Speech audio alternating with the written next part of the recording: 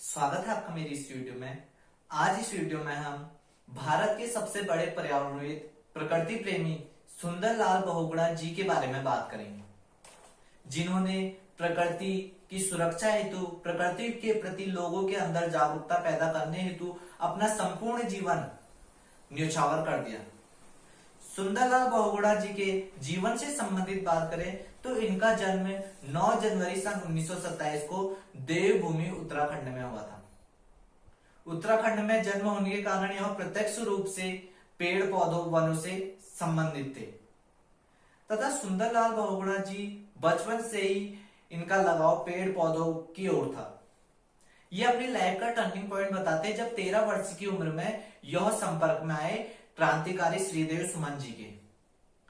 क्रांतिकारी जब श्रीदेव जी सुमन के संपर्क में ये आए तो उन्होंने उस समय थी टिहरी जिले में यह रहते थे, तो टिहरी में राजवंशी शासन था, यानी कि यहाँ पर राजाओं का शासन हुआ करता था और ये लोग हुआ करते थे उनके गुलाम।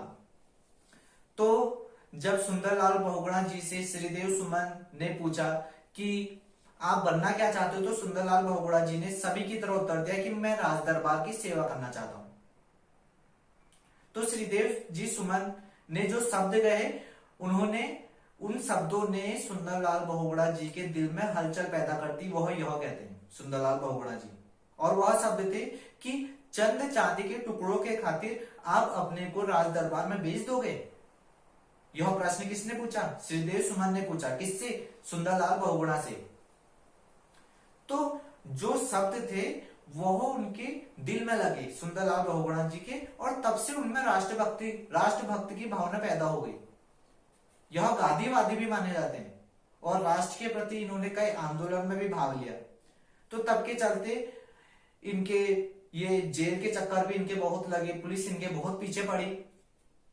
और जो प्राथमिक शिक्षा है इन्होंने 12th तक की, वह इन्होंने अपने टिहरी में ही समाप्त की। उसके बाद ये बीए करने चले गए लाहौर में भी पुलिस इनके पीछे आई और कई बार इन्होंने राष्ट्रीय सेवा की, राष्ट्र के प्रति आवाजें उठाई। फिर उसके बाद यह आगे दोबारा से बीए करके टिहरी में शादी होने के पश्चात वे यहीं रहे और वहां के लोगों की कंडीशन को देखा, एनालाइज किया। तो साथ ही साथ इनकी जो भागीदारी कहे आंदोलन में, तो सबसे प्रसिद्ध जो इनका आंदोलन रहा वो रहा चिपको आंदोलन। उत्तराखंड के में स्टार्ट हुए चिपको आंदोलन के प्रेरणेता सुंदरलाल बहुगुणा जी को ही माना जाता है। चिपको आंदोलन जो 1974 ईस्वी में स्टार्ट हुआ था, जिसमें सबसे प्रमुख जो भागीदारी है गौरा देवी, जो एक महिला थी, उनकी भी मानी जाती है। और सुंदरलाल बहुगुणा जी ने भी इसमें बहुत ही अपना महत्वपूर्ण योगदान दिया। सुंदरलाल बहुगुणा जी ने ही नहीं, इनके साथ साथ इनकी जो पत्नी थी विमला नौटियाल बहुगुणा, उन्होंने भी इनका बहुत योगदान दिया, इनके साथ बहुत ही भागीदारी निभाई और उन्होंने बहुत साथ दिया। एक पत्नी होने के नाते हर जगह, हर आंदोलन में इनकी पत्नी ने इनके साथ खड़े होकर इनका आत्मविश्वास बढ़ाया। शराबबंदी कहे, चिपको आंदोलन कहे, टिहरी बात कहे, हर उसमें तो हम चिपको आंदोलन से संबंधित हमने बात करी। तो चिपको आंदोलन में क्या करते थे? पेड़ों पर चिपक जाते थे, क्योंकि उस समय पेड़ों का कटान बहुत अत्यधिक चल रहा था। तो पेड़ों से चिपक कर जो लकड़हारे थे उनसे लड़ते थे। और चिपको आंदोलन में यह स्लोगन से पहले यह स्लोगन था, जंगल के हैं ये उपकार, लीसा लकड़ी और व्यापार। तो यानी कि लकड़ियां सिर्फ जो जंगल की लकड़ियां सिर्फ व्यापारिक उद्देश्य से ही बनी है, यह कहा जाता था। परंतु सुंदरलाल बहुगुणा जी ने इसका स्लोगन चेंज कर जंगल के हैं ये उपकार, जंगल के हैं ये उपकार, मिट्टी पानी और बयार। जंगल के हैं ये उपकार, मिट्टी पानी और बयार स्लोगन नया बनाया। किसने? सुंदरलाल बहुगुणा जी ने। बयार यानी कि शुद्ध हवा या पवन। तो जंगलों से ये चीज मिलती है, कोई व्यापारिक उद्देश्य से लकड़ियां, जंगल नहीं बने। तो उन्होंने प्रकृति की जो महत्वता है लोगों को समझाने का प्रयास भी किया इस स्लोगन के माध्यम से।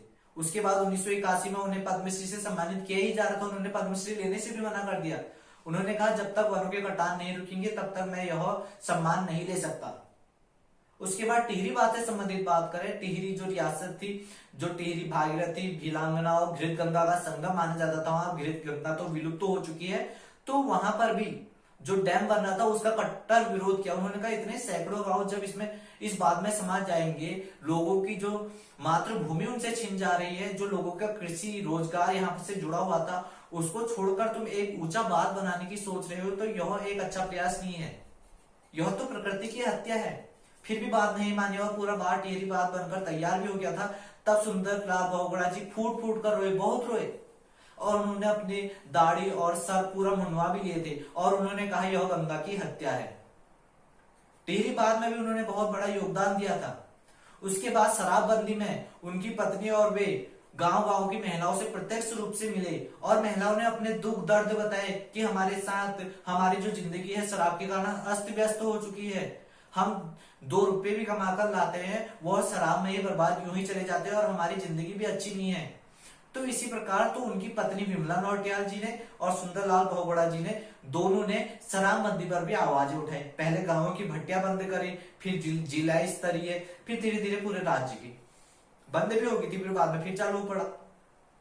तो उनकी पत्नी थी जो विमला, वो कहती है, वो आज भी कहती है कि मुझे बड़े दुख के साथ कहना पड़ता है कि जो कोई भी सरकार हो, कोई भी उत्तराखंड में सरकार आती जाती रहती है, उन्हें सिर्फ शराब से अपनी आमदनी कमाने का है।